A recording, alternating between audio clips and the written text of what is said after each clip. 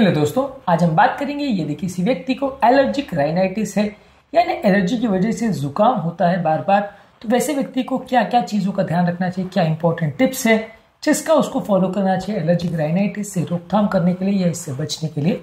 Topic important है क्योंकि allergic rhinitis काफ़ी कॉमन है, काफ़ी ज़्यादा लोग को इससे संबंधित प्रॉब्लम्स आती है और जिनको आती है बहुत ज़्यादा परेशान करती है। आज बात करेंगे कुछ यूजफुल टिप्स के बारे में जो इस मामले में आपकी मदद कर सकते हैं।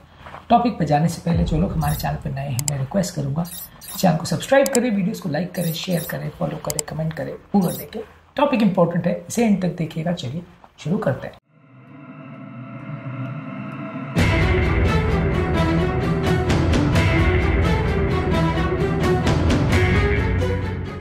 सबसे पहले जो भी ट्रिगरिंग फैक्टर्स है वो अवॉइड करिए। कई बार इस तरह के वातावरण में जब बहुत ज़्यादा पोलेन्स हो, खासकर मार्च और ऑटम में, जब पेड़ों से ये पॉलन ग्रेन जिससे पेड़ अपने रिप्रोडक्शन करते हैं या एक दूर जगह से दूसरी जगह स्प्रेड करते हैं, ये पॉलन ग्रेन जब वातावरण में रहते हैं तो अपने घर के खिड़की दरवाजे थोड़ा बंद रखिए। ये पॉलन ग्रेन जब घर के अंदर वातावरण में आ जाते हैं तो आपको एलर्जी बढ़ा सकते हैं। एयर प्यूरिफायर्स का प्रयोग आप कर सकते हैं, प्रॉपर एयर कंडीशन घर का प्रयोग कर सकते हैं जिसमें एयर फिल्टर्स हो, ताकि आपको इस तरह के पॉलेंस और डस्ट पार्टिकल्स का सामना ना करना पड़े। डस्ट में मौजूद कुछ जो माइट्स है ये भी आपको परेशान कर सकते हैं, कई बार धूल के साथ ही घर पे आ जाते हैं। इसके लिए कोशिश करिए कि अपने घर के बिस्तरों को एटलीस्ट हफ्ते में एक बार वॉश करिए। घर के अंदर बिस्तरों में भी कई बार ये डस्ट माइट्स बैठ जाते हैं और अगर लंबे समय तक आप इनको क्लीन नहीं करेंगे तो एलर्जी का प्रॉब्लम बढ़ सकता है। गर्म पानी से अपने बिस्तरों को साफ कर सकते हैं, बेडिंग्स को साफ कर सकते हैं, या ऐसे पिलोज का प्रयोग कर सकते हैं, या ऐसे मैट्रेस कवर्स का प्रयोग कर सकते हैं जिसपे धूल बैठे ही ना, या ऐसे कारपेट्स का प्रयोग कर सकते हैं जिसपे धूल ना बैठे। तो इस तरह की चीज़ों का प्रयोग कर सकते हैं जिससे घर में बहुत ज़्यादा डस्ट माइट्स ना बैठे।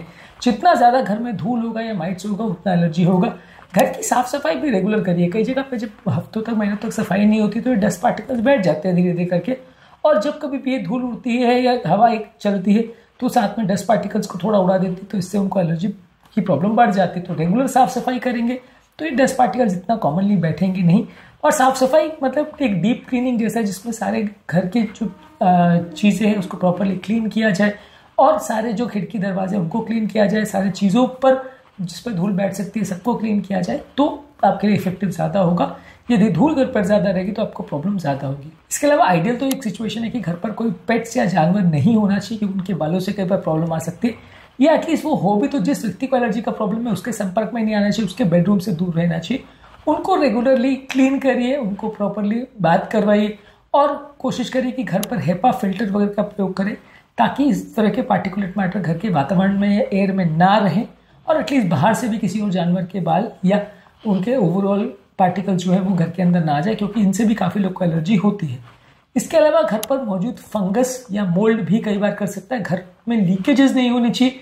डैम्प एरियाज को रेगुलरली क्लीन करिए। घर पर डी-ह्यूमिडिफायर का प्रयोग करिए। घर पर जो है ह्यूमिडिटी अगर ज़्यादा रहेगी तो फंगस ज़्यादा ग्रो कर सकता है, इससे एलर्जी बढ़ सकती है। तो कई बार एयर ड्राई रहने से इस मामले में आपको फ़ायदा मिल सकता है। तो डी-ह्यूमिडिफायर का प्रयोग आप कर सकते हैं यदि आपको मोल्ड या फंगस की वजह से प्रॉब्लम हो रही है। इसके अलावा घर पर कोई स्मोकिंग ना करे या आसपास से भी कहीं स्मोक ना है। आप खुद भी ना स्मोकिंग करिए, कोई टोबैको का प्रयोग मत करिए, और केमिकल वगैरह के फ्यूम्स या इंडस्ट्रियल फ्यूम्स या कहीं से धुआं धूल नहीं आना चाहिए घर पर, नहीं तो आपको एलर्जी का प्रॉब्लम ज़्यादा होगा। इसके अलावा घर पर क्लीनिंग के लिए झाड़ू या डस्टर्स के बदले वैक्यूम्स का प्रयोग करिए क्योंकि उसमें सारा धूल अंदर सक कर लेते हैं।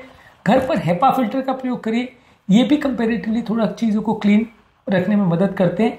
घर पर कोई स्टफ्ड टॉयज, कोई हेवी ड्रेप्स या अपहोल्स्ट्री वाले फर्नीचर्स का प्रयोग मत करिए। ये सारी चीज़ों में कई बार एलर्जी करने वाले पार्टिकल्स फंस जाते हैं जिसकी वजह से आपको प्रॉब्लम्स हो सकती है। इसके अलावा जब कभी भी आप बाहर से घर आओ तो अपने हाथों को क्लीन करिए और अपने कपड़े बदल लीजिए। कई बार आप बाहर से जब घर में आते हो तो आपके हाथों में और आपके कपड़ों में ये एलर्जी करने वाले पार्टिकुलेट मैटर बैठ जाते हैं जिसकी वजह से एलर्जी की प्रॉब्लम ज़्यादा होती है। तो इसके संपर्क से बचें और बार बार स्नान करें। इससे आपके जब भी बाहर से आप घर पर आए तो स्नान करेंगे तो इससे कंपेरेटिवली जो पार्टिकल्स आपके शरीर पर या कपड़ों में बैठ गए वो निकल जाएंगे। इसके अलावा यदि आपको अगर सिम्टम्स हो रहे हैं तो सिम्टम्स को मैनेज करने के लिए अपने नाक को सलाइन स्प्रे से क्लीन करिए, या नेटी पॉट आता है इससे आप क्लीन कर सकते हैं ताकि नेजल पैसेज में अगर कोई पार्टिकल मैटर बैठ गए तो क्लीन हो जाए, इससे वजह से जुकाम ना आए। इसके अलावा एंटी हिस्टामिनिक दवाइयों का प्रयोग कर सकते हैं जैसे लोराटिडिन, सेट्रिजिन या फेक्सोफेनिडिन, ये आपकी एलर्जी को कम करेंगे। कुछ डीकंजेस्टेंट यानी स्टफीनेस को कम करने के लिए ज़ाइलोमेटाजोलिन या ऑक्सीमेटाजोलिन का प्रयोग कर सकते हैं। ये शॉर्ट टर्म आपके नाक में जो कंजेशन आ जाता है राइनाइटिस के पेशेंट में उसको कम करने में मदद करते हैं। इसके अलावा लॉन्ग एक्टिंग स्टेरॉइड्स का प्रयोग कर सकते हैं जैसे फ्लूटिकासोल, मोमेटाजोल। ये बॉडी का इन्फ्लेमेशन और सूजन को कम करते हैं। इनको रेगुलर यूज करने से एलर्जी की प्रॉब्लम को कम करने में मदद मिलेगी। इसके अलावा बॉडी की इम्यूनिटी को बढ़ाइए। एंटीऑक्सीडेंट्स और ओमेगा 3 फैटी एसिड्स और प्रोबायोटिक्स का प्रयोग करके बॉडी की एलर्जी करने वाली चीजों से खुद को बचाएं। बॉडी का हाइड्रेशन प्रॉपर मेंटेन करिए। पानी ज्यादा मात्रा में पीजिए। इससे आपका म्यूकस सिक्रेशन थोड़ा मॉइस्ट रहेगा और इससे आपको कई बार एलर्जी उतना नहीं होगा।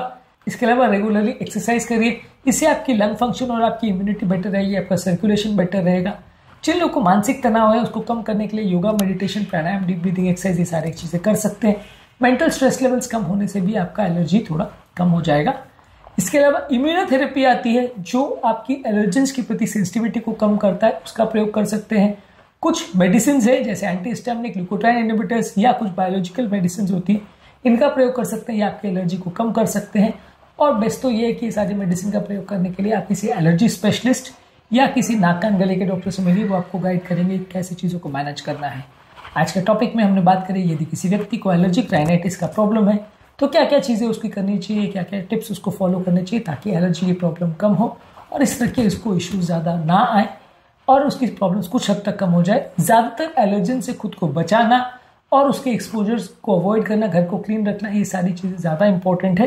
ये सारी चीज़ों करने से कुछ सिग्निफिकेंट आपको मदद मिलेगी। एलर्जी को कम करने के लिए क्या बेस्ट फूड प्रोडक्ट्स है, क्या वर्स्ट फूड प्रोडक्ट्स है और बाकी क्या क्या चीज़ों का ध्यान रखना है, उस पर भी हमने अलग अलग वीडियोस किए, इनको ज़रूर चेकआउट करें। टॉपिक एंड करने से पहले जो लोग हमारे चैनल पर नए हैं उन्हें रिक्वेस्ट करूँगा कि चैनल को सब्सक्राइब करें, वीडियोज़ को लाइक करें, शेयर करें, फॉलो करें, कमेंट करें पूरा।